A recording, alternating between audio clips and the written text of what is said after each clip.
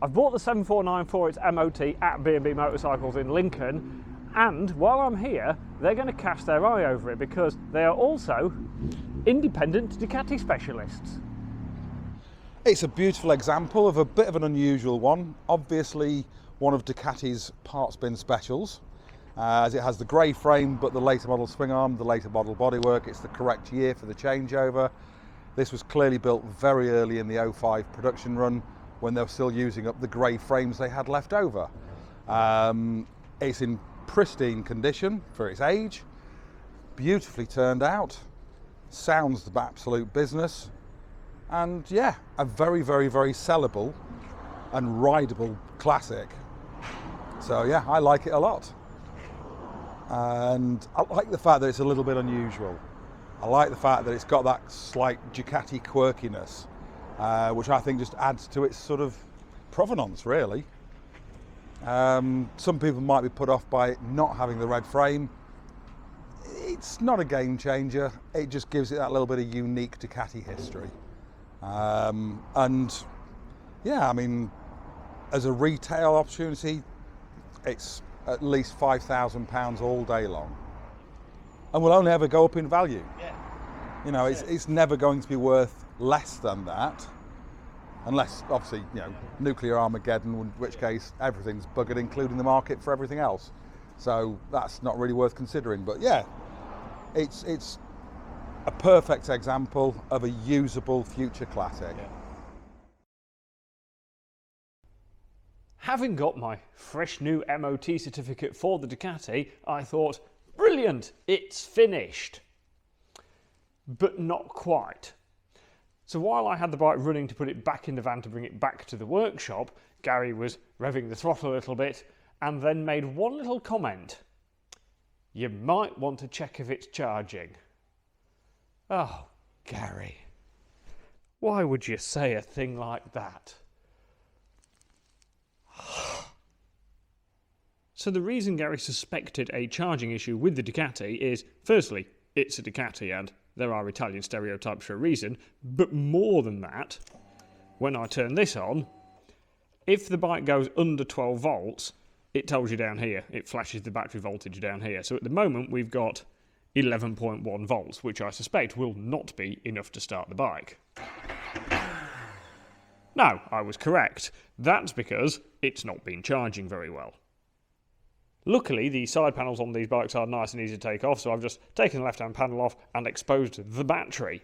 So what I'm going to do in a minute is jump this off another battery or put it on charge, but before I do that, there's something very, very easy I can check, and that is the charging fuse, as it's sort of known. So this is a 40 volt, 40 amp fuse, and it is in one piece. The wigglies are in there. So that looks okay. It was a little bit loose in the hole, to be fair, so it might be a little bit better by now. But I still need to charge the battery up to actually test if it's working. I've given the battery a little bit of a charge up, and we're now at 12.7 volts on the multimeter, so we're measuring DC volts, a direct current volts, because batteries can only do DC. So connectors just onto the terminals, and now we will see if it starts up, because then we can work out what it's doing with its actual charge. Right, now that's a bit odd. At tick over, we have 13.5 volts, and then when it revs,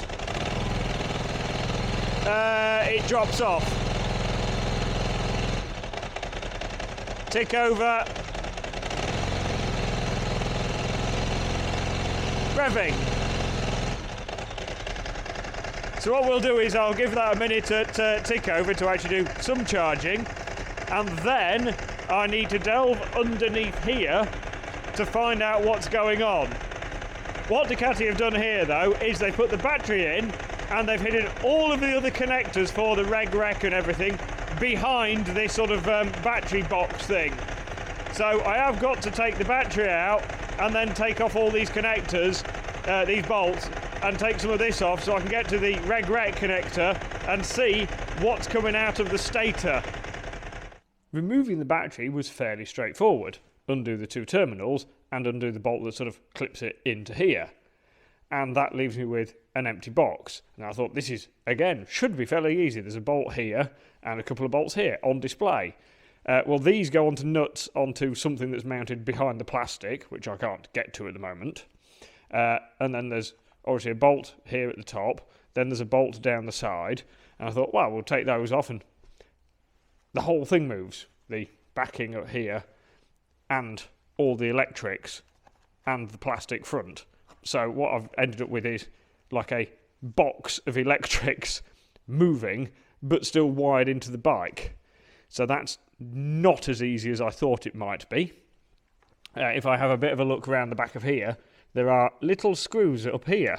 There's 4 little screws that hold the backing on, and I need to get to those to separate the heat-proof sort of backing plate from the rest of the battery box so I can get to the connectors, because of course this is the reg rec that sits here, and its connector is just behind here, and the wiring isn't long enough to bring it out to get to it.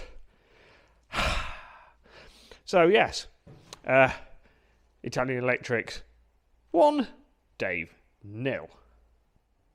After talking nicely to the bolts, they came out relatively easily, so that is equal score now. Right, the reg rec connects into this connector, which is sort of the loom connector and sends the voltage to the battery, and this connector, which is the output from the generator that is on the end of the crankshaft. So we have 3 pins there because this is 3-phase, and we have positive and negatives in there. And here I have the reg rec. So what I now need to do is test this to see if the diodes in this are behaving. And to do that, I've been looking on the internet. And after seeing some terribly shocking things, I also found something to do with electrics. So according to the informative American chap I found on the internet, this regulator rectifier has 6 diodes in it. And what I'm going to do is test the diodes to make sure they're all functioning, because if they're functioning, this should be doing what it does. To do this, I will need a multimeter with a diode testing facility on it. So that little thing. And to anybody who's not an electrician, which includes me, a diode is a thing that lets the current flow one way but not the other way. Like a non-return valve for wiggly amps. So to test the positive side diodes in this, what I need to do is connect my negative to the positive wire, which is red. So it doesn't matter which of these I use because they're both positive wires. So if I'm going to wedge that in there for a moment, and then when I connect the positive terminal, it does seem the wrong way around, but trust me, this is how it works. If I connect the positive to each one of the phases in turn, and we get 0.5 of a volt, 0.5 of a volt, 0.5 of a volt. So they are all the same, and it is flowing current correctly that way. So then, of course, to test if the diodes are actually working, I need to test if they don't flow the other way. So we'll now put a positive in the positive, and this way, this should stay open loop. That one's correct, that one's correct, that one's correct. So that is the diodes working correctly on the positive side. So then we need to test the negative side, and it is the same thing again. So if I put the positive in the negative, and I'm assuming I will get half a volt, I assume it's volts, 0.4, 0.5, 0.5, 0.5. So they work that way round, and we'll swap that round, so negative into the negative side, and we'll just check them again. Open loop, open loop, open loop. So that is the regulator rectifier diodes working correctly. So as far as I can tell from the internet, that is basically all the checks I can do with that, so we will assume that is healthy. So the next thing I need to do is check that the stator on the bike is actually outputting voltage. This arrangement may look like a mess. I have a cable tie holding the battery box thing on there and a cable tie holding the reg rec out the bottom here. But there is a reason I'm having to do this, and that is I need to get to the 3-phase plug.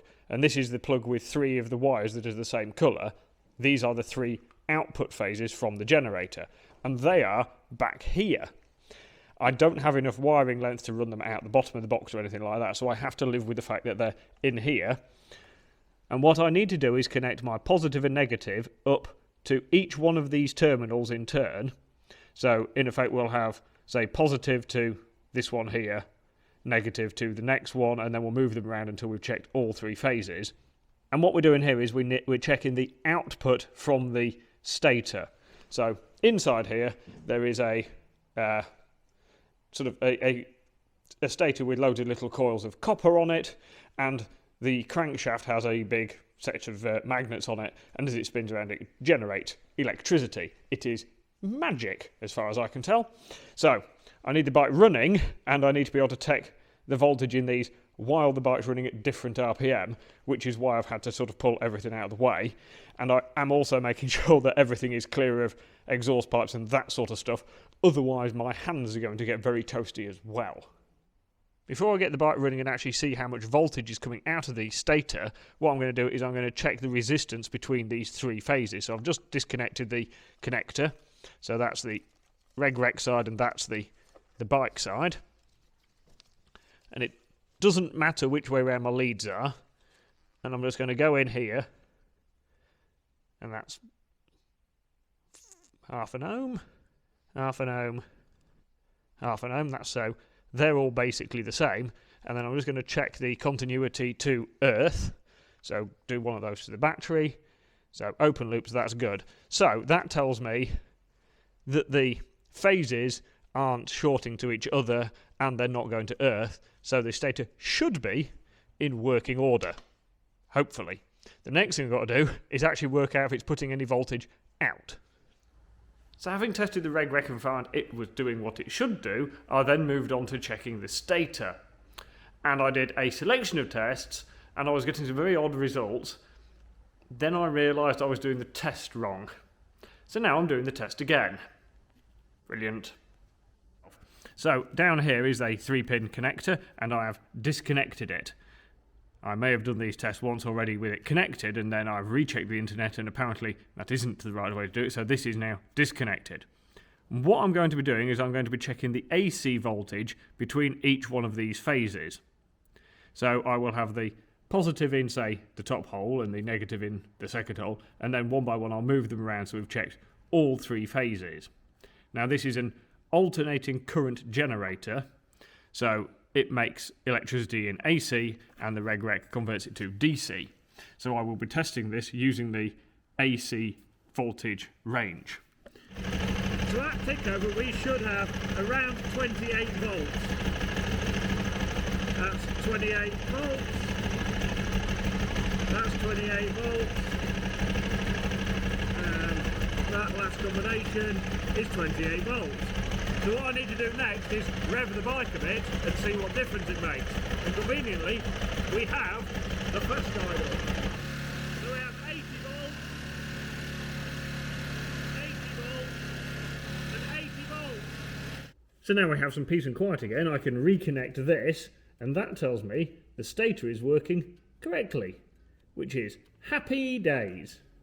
So the thing I'm most pleased about is the stator is working correctly and outputting correct voltage, which is a good thing because that is by far the biggest faff to change, because it would involve taking the side cover off the engine, taking the stator out and putting a new one in. It's not the end of the world. I've done it on the Twono and I've done it on other bikes, but it is a bit of a faff and the stator is relatively expensive.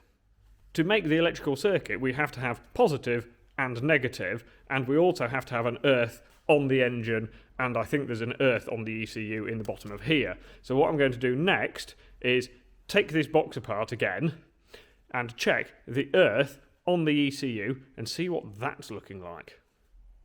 Like a ball of wool that you've just thrown up in the air and then let kittens attack, the wiring is now hanging out everywhere. There will be a main earth on the engine, which is just behind there, and that looks to be in relatively good condition, but what I'll do is I'll take it off and clean it up anyway. There's then the earth that goes to the battery, which is actually both of these wires together, and then there is one more earth, and it's this little one that goes down to the ECU. So that is a tiny little ECU down there, and that is the earth that sort of sits there. Now that looks okay. the ECU does get a bit of dirt thrown at it, so I'm just going to give it a little bit of a clean up with some Scotch-Brite so the contacts are really, really good, and then I'll pop all this back together. So I know the stator is good, and I know the earths are clean on the bike, so that still points to the reg-rec not being very good. Now the diodes in it are working correctly because we've tested them, but it doesn't mean that it's actually regulating correctly. Now I'm no electrician by any stretch of the imagination, and basically everything that happens in here, as far as I can conceive, is magic. So it would appear that the magic has run out inside the Ducati. Being Italian, I believe the magic runs out in the electrics quite regularly. So what I'm going to do next is do a little bit more hunting on the internet. So it turns out I need a new reg-rec for the Ducati. I am pleased about this because it means I don't have to take the engine apart to change the stator, and using the joys of the internet, it's here right now. As if by magic, my new reg-rec is here. This is a MOSFET reg-rec, and this isn't. I believe this is a shunt type reg-rec. Now, I don't understand the ins and outs of how these work well enough to try and explain it on the internet, so just basically take it from me that this is better and is somehow basically magic. It won't get as hot, it should last longer, and it'll look after the charging system better. It is £100 more than buying one of those on the internet, though. These are available for under £40, this was nearly £140, but hopefully, if it fixes the problem, it is worth it. So all I need to do now is fit that in the bike. I've got the shiny new reg-rec fitted, but I haven't finished boxing it all up just in case. So what we need to do next is test. Right. Well, battery voltage is better at tick over because we've got 13.5 volts there. So that's a good sign. So this is the real proof, is the accurate test gauge. So just under 14 volts at tick over, which is already better than we had previously. Fast idle. And it stays the same, 14 volts. So that is it. We fixed it. Right, we'll just rev it a bit more.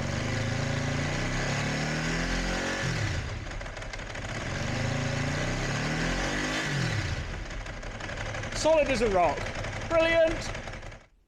Okay, it wasn't ideal to have to spend £140 on a reg-rec to fix the Ducati, but I would have been even more disappointed if I've got 5 miles into the first ride and then had to phone a friend for a lift home.